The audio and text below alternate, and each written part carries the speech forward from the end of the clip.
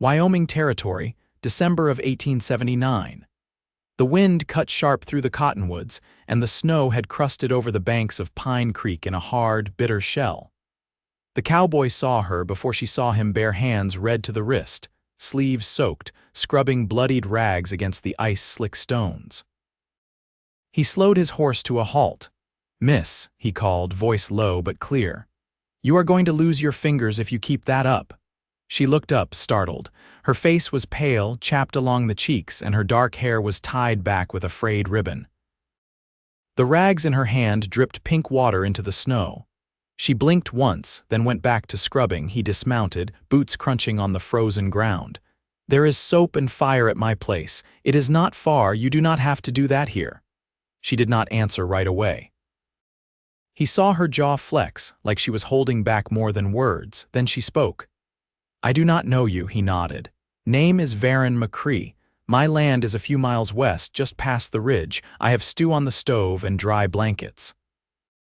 And I have a little girl who would not mind the company of another woman." The woman hesitated, then dropped the rag into the pail beside her. "You said fire?" "I did." She stood slowly, her dress stiff with frost and dirt. She gathered the pail and the threadbare shawl from a nearby stump. "Then I will come." They rode in silence. She rode his horse while he led it on foot, one hand steady on the reins. The sun drooped low behind them, throwing long shadows across the drifts. When they reached his cabin, tucked against the tree line, smoke was already curling from the chimney. Inside, the warmth hit her like a blow. She staggered a little, and he reached out to steady her. "Sit," he said. "I will get the fire roaring hotter." She sank into the worn armchair near the hearth, arms tight around her middle.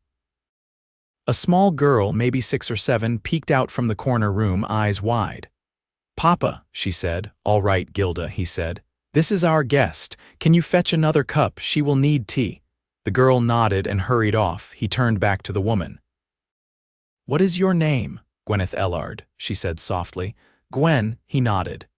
"Good to meet you, Gwen." She looked around the room. It was plain but clean, with shelves lined with jars and a rifle hanging above the door. "Your wife?" she asked, eyeing the second rocking chair near the fire. "She passed 4 winters ago. Fever." Gwen nodded once. "Mine left, took the wagon and the rifle, left me with sickness and 2 dying boys." His breath caught. She looked down. "They were only little. I buried them 2 weeks ago. I had nothing left after. Just the rags and the cold creek." He crossed the room and crouched beside her chair. "I am sorry, Gwen." Her eyes filled but did not spill. "I do not want your pity." "I am not offering pity, just a fire, and maybe a little peace." She looked at him, then really looked. His face was rough, beard trimmed but scattered with silver, eyes the color of winter sky. Honest eyes. "I will help around the place," she said. "I do not take charity." "You do not owe me anything," he said. "But if it makes you feel better, I will not stop you." Gilda returned with the cup, and Gwen took it with a nod of thanks. She cradled it in her hands, letting the steam rise into her face. They ate stew by firelight, Gilda falling asleep on a blanket beside them. Gwen kept glancing at the door like she half expected someone to kick it in, drag her back into the cold. Varen noticed.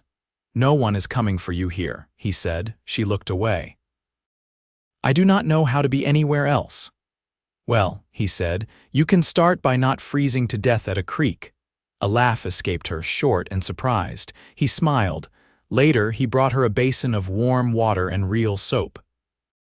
She washed her hands slowly, the smell of lye and lavender rising from the bubbles. He brought her a clean dress, his late wife's, and stepped outside so she could change. When he came back in, she was sitting at the table, hair brushed out and eyes softer. "Thank you," she said. He nodded.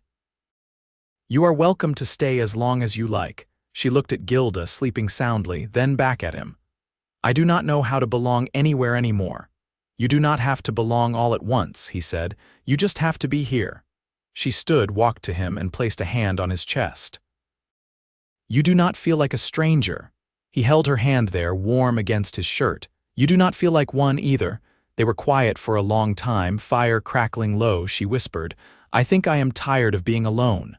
"So am I," he said. They stood like that until the fire burned down to coals. And outside, the wind finally quieted. By the time morning filtered in through the frost-laced windows, the world outside was hushed and white, the snowfall steady but fine. Varen stepped outside early to split firewood, the cold biting through his coat. Gwen watched him from the doorway, arms folded against the chill, her eyes following the rhythm of his swing, measured, practiced, sure. Inside, Gilda sat cross-legged on the floor, brushing strands of wool through her fingers as she worked a small braid into a doll's hair. Gwen knelt beside her, still in the dress she'd borrowed, sleeves rolled up to her elbows. "You made this," Gilda nodded. "Papa carved her." "I sewed her dress with Miss Heller over in town, before she moved east. She's lovely," Gwen said. "What's her name?" "Junie," the girl said, glancing up. "She likes to be near the stove." Gwen smiled faintly and reached out to adjust the hem of the doll's skirt. "I think I do, too." When Varen came back in, snow melting in his beard, he nodded toward the hearth. "Could use help turning that roast. You know your way around a spit." "I've done worse with less," she said, standing. The way she moved, careful but not timid, caught his eye. She'd found a rhythm in the space already, her presence neither loud nor apologetic. In the kitchen corner, she tested the meat with a fork, adjusted the coals, and reached for a tin of dried rosemary without needing direction. "You ever cook for a line camp?" he asked, leaning one shoulder to the wall. "Once. They paid me in flour and jerky." She set the fork down. "I never saw the same men twice," he nodded slowly. "You looking to stay long?" She looked over at Gilda, who was now humming under her breath, rocking the doll in a scrap of cloth. "I don't know what long is anymore," she said, "but I'm not in a hurry." The silence that settled wasn't uneasy. He crossed to the table and began setting out plates. "You'll need boots, something better than those things you walked in with. I noticed your mule has good hooves. I could trade a day's sewing for leather scraps." "You don't need to trade for what's already owed," he said simply. She didn't answer, but her mouth pressed tighter. As they ate, Gilda chattered about a hawk she'd seen last week and how she wanted to name it, even if it never came back. Gwen listened, occasionally meeting Varen's eyes across the table. They didn't speak much, but something passed between them all the same. After breakfast, Gwen took a bucket and cloth to the back stoop. She scrubbed at the soot that had built up around the window panes. Varen stepped outside just as she stood to stretch her back, her hands raw again from the cold. "You don't have to do all that." "I know," she said. "But it helps quiet my head." He nodded once. "I've got a set of rabbit snares need checking. You could come if you want the walk." She hesitated, then tied her shawl tighter and followed. They moved through the snow in single file, the pines creaking above them. The traps were half buried beneath the drift, but Varen knew where to dig. They found one rabbit stiff and gray, and Gwen crouched to lift it. "You always hunt alone," he shrugged. "Most don't stay long enough to know the trails. Some pass through, ask for coin or a place to sleep. Few offer help." They crested a ridge, the land opening wide beneath them. Gwen looked out over the valley where the snow softened every edge. "It's too beautiful to be kind," she said. He stepped beside her. "It isn't kind. But it can be fair." She turned toward him, her breath hanging between them. "I don't know what fair looks like anymore." "Maybe it looks like this," he said, not touching her, but standing close enough that she felt the heat of him through the cold. That night, Varen stoked the fire higher than usual. Gwen sat near it, mending a frayed cuff from one of his old shirts. Gilda had fallen asleep with her head on Gwen's lap, the doll tucked beneath one arm. She didn't look up when she spoke. "I had a sister once. She drowned in the Platte. I told her not to go out after the rain, but she liked the sound of the water." Varen didn't ask questions, he just waited. "I don't talk about her, not even to the boys, but I kept her ribbon. It's the one in my hair." He glanced at her, quiet for a long moment. "Thank you for telling me." She looked at him then, her eyes clearer than they'd been since she'd arrived. "It's strange what stays with you, what rises up when it's quiet," he nodded. "Sometimes the quiet's the only place it can." She folded the shirt and set it aside. Outside, the snow had stopped and the trees stood still, wrapped in silver. Varen reached over and gently lifted Gilda, carrying her to bed. When he came back, Gwen was still by the fire. She didn't speak until he sat beside her. "I'm not used to being looked at like I'm still here. Like I'm not just what's left." "You're not what's left," he said. "You're what's next." She didn't cry, but she leaned into him, head resting lightly against his shoulder, and he let her stay there until the fire dimmed low. Come January, the days crept longer by a minute at a time, though the cold held fast and the wind had teeth. Gwen stood at the window with her hands wrapped around a tin of boiled coffee, watching the sky pink behind the cottonwoods. The stillness outside was different now, not empty settled. Varen came in from the lean-to, snow clinging to the hem of his coat. He unfastened the buttons with stiff fingers and glanced toward the stove. "You seen my gloves? I patched them yesterday," she said. "Left them by the loft ladder." He nodded, walking past her, and she caught the faint scent of pine pitch and leather as he passed. She didn't follow him right away. Her thoughts had been slow and thick all morning. When he came back down, tugging the gloves on, she said, "I've been thinking about teaching Gilda her letters." He looked at her, surprised but not doubtful. "You know your letters?" "My father was a circuit preacher. He taught me before I could hold a hymnal straight. I used to copy passages in the margins." Varen rested his shoulder against the frame. "She's never been to school." "She doesn't need a school to start," Gwen said. "Just someone steady enough to sit with her." He studied her a moment. "You sound steady." She met his eyes without flinching. It took a long time to get there. Outside, Gilda's footsteps crunched through the snow as she returned from the coop with eggs in her apron. She stepped inside with chilled cheeks and a proud smile. "None of the hens froze," she said. "I tucked straw under the nest boxes last night." Gwen took the eggs and set them gently in a bowl. "You think you'd want to learn some letters, Gilda?" The girl blinked. "Like reading books, like reading anything." Gilda looked at her father. "Can I?" Varen gave a short nod. "If Miss Gwen's willing, I'd say that's a fine idea." That afternoon, Gwen took a charcoal nub from the hearth bucket and fashioned a slate from a flat board she found in the shed. She showed Gilda how to hold the stick, how to form the first crooked lines of her name. The girl's tongue poked from the corner of her mouth as she worked. Later, as the light dimmed and the stew simmered, Varen brought in 2 bundles wrapped in oiled cloth. He set one on the table. "Found these in town. Thought you might take to them." Gwen unwrapped the cloth to find a pair of boots inside, worn but solid, lined with rabbit fur around the tops. She ran her fingertips along the stitching. "They're yours if they fit," he said. She looked at him, her voice quiet. "What made you think I'd stay long enough to need them? You're still here." She didn't answer right away. She sat, pulled the boots on slowly, and stood. They fit. The next morning, she woke to the sound of Varen's axe striking clean through wood. She dressed in the warmest layers she had, bound her hair back, and stepped outside to help.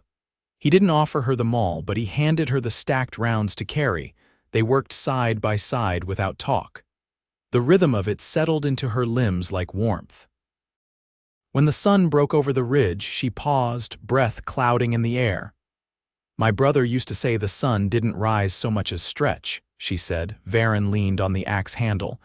"You talk about your people like they're still near." "They are," she said. "In the ways they taught me to keep going." He nodded slowly, watching her. "You've got quiet strength, comes from somewhere." She looked down at her hands.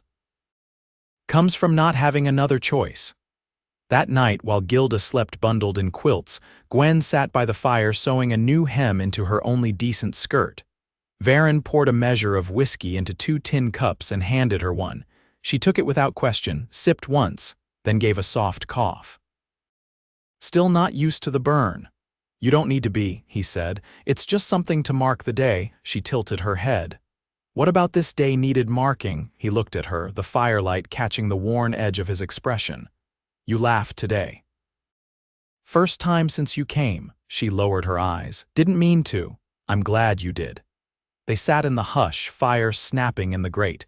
Gwen's hand rested on the worn arm of the chair, inches from his. He didn't reach for it, but he didn't move away either. "I don't know what this is," she said quietly. "What we're doing. We're waiting out the winter," he said, "and maybe finding something in it." She looked over at him.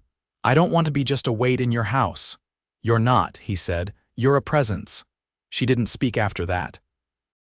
Just looked into the fire, her shoulders easing for the first time in days. Varen watched her, and in the quiet, something small and certain settled between them. Neither of them named it, but it stayed. The thaw came slow that year, creeping into the valley by degrees. By early February, the snow still lay thick in the shaded hollows, but the creek had begun to run beneath its crust, a whisper beneath the ice. The sound stirred Gwen from sleep one morning distant, like a memory waking up. She rose before the sun and dressed without lighting the lamp. The cabin was quiet, the kind of quiet that held warmth instead of ache. Gilda's breathing rose steady from her cot, and Varen's boots stood near the door, dusted with the frost he'd tracked in the night before. Outdoors, the air was dry but not cruel. She walked toward the woodshed, meaning to fetch kindling, but paused when she saw Varen already there, crouched with a drawknife, shaping a length of pine. "You're up early," she said, tucking her hands into her sleeves. He didn't look up. "Couldn't sleep." "Thought I'd try finishing this yoke before the light's gone." She stepped closer. "You carving it for the mule?" "Thought I'd try fitting a 2-ox harness," he said. "If the neighbors are still willing to loan out their team come spring." She watched the shavings curl and fall. "You planning a field?" He nodded. The north patch never had help enough before to tend it proper. Her eyes lifted. "You think I'll still be here?" He set the drawknife down and straightened. "I don't think you're the kind to leave halfway through something." She didn't answer, but her gaze didn't waver. After a moment, she bent to gather the kindling. Inside, while the fire caught and the cabin warmed, she kneaded the last of the flour into a simple loaf. Gilda helped, flour dusting her apron and cheeks. When the dough rose by the hearth, Gwen sat to stitch a length of muslin into a proper slate cover. She'd found a broken hinge in the shed and was fashioning a way to tie it shut with leather cord. Varen came in at mid-morning, shaking snow from his hat. "I passed the mail rider near the ridge." Gwen raised a brow. "You get a letter?" "No, but he had a flyer from the preacher in town. Says they're holding a gathering next week, singing mostly, some scripture." Gilda looked up. "Will there be honey cakes?" Varen chuckled. "If Mrs. Odell's still baking, I'd wager so." Gwen wiped her hands on a cloth. "You planning to go?" "Thought I might," he said. "Good to show face now and again." She nodded once. "I'll make something to bring if you want." That night, after Gilda had been tucked in with her slate and a book of riddles, Gwen sat on the stoop with Varen, their shoulders close beneath the stars. The moon was thin but high, casting a silver wash across the drifts. "She asked me today if I was her mother now," Gwen said, voice low. I didn't know what to say. He didn't turn. "What did you tell her?" "That I'm here, that I care about her, that I'll stay as long as I'm wanted." His jaw tightened slightly. "She's not the only one who wants that." Gwen looked at him, her breath catching just faintly in the cold. "I know I don't say things pretty," he added, "but I see what you've brought into this place, not just help, not just quiet hands. You've made it feel like we're all breathing easier." She looked away toward the dark trees. "I'm not used to being needed for more than work." "That's not what I need from you," he said. "Not most of all." She turned back to him. "Then what do you need?" He hesitated, then reached over, his fingers brushing the edge of her sleeve. "I need you to keep sitting beside me when the fire dies down. I need you to keep waking up in this house. Keep letting me learn who you are a little more each day." Her throat tightened and she reached for his hand, folding hers over his. "I can do that," she said, voice steady. "If you'll keep showing me how to live in a place that doesn't try to take everything." He nodded once. "That's a promise I can keep." They sat there long after the moon had risen high, hands folded together, the cold forgotten.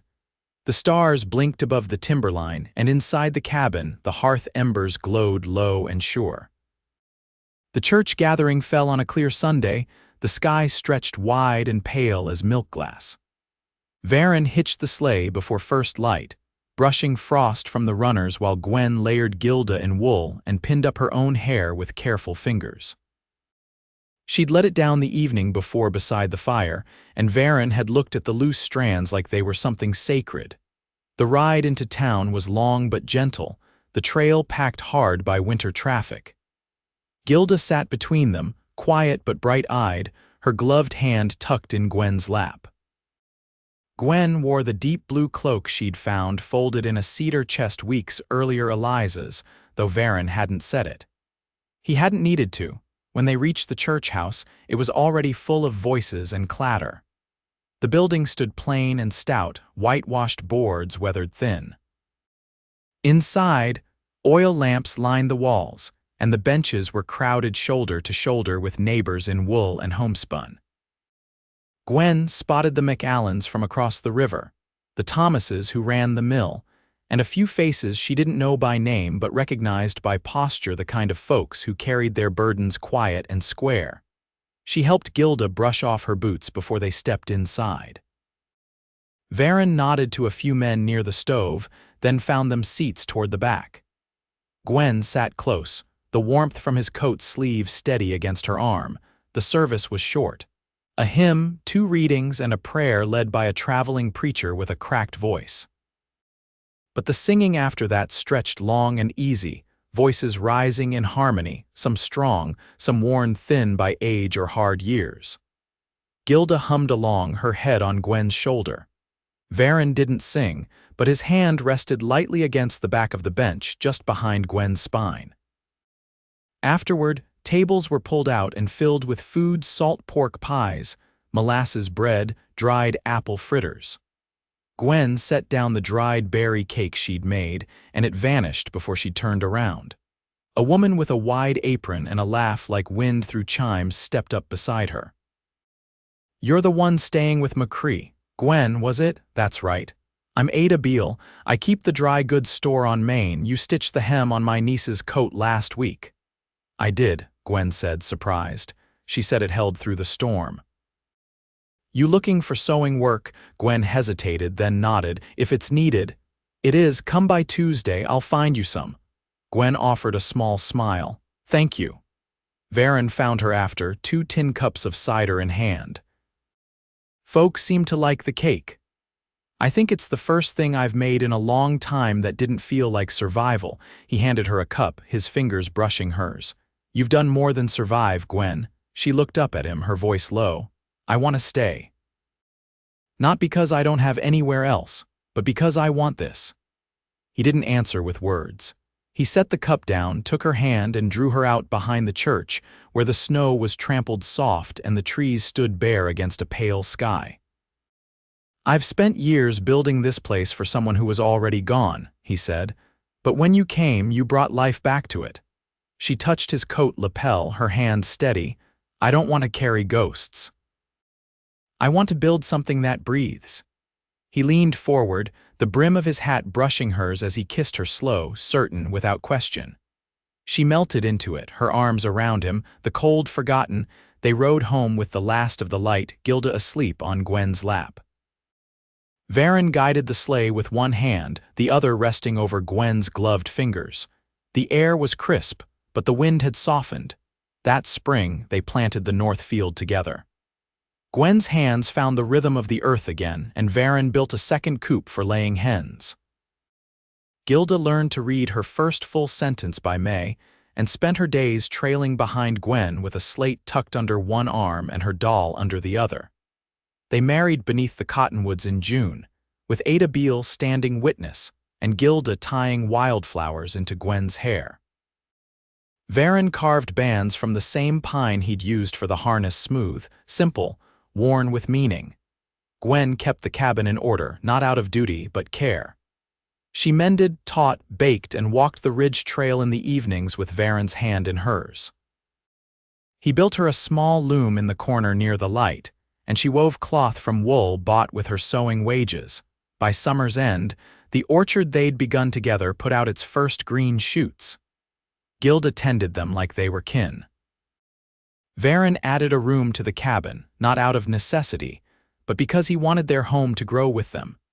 In the quiet of one evening, as the wind stirred the leaves and the stove glowed low, Gwen sat beside Varen on the porch, her head resting against his shoulder. "You remember when I said I didn't know how to belong anywhere," she murmured. "I remember."